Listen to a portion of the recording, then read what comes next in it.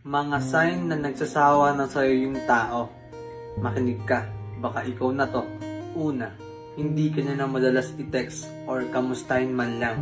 Pangalawa, nag-iiba na siya ng ugali at pakikitungo sa'yo. Pangatlo, lagi siyang galit kahit wala kang ginagawa. In short, irritable siya sa'yo. Pang-apat, hindi mo naramdam yung pagiging concern niya sa'yo.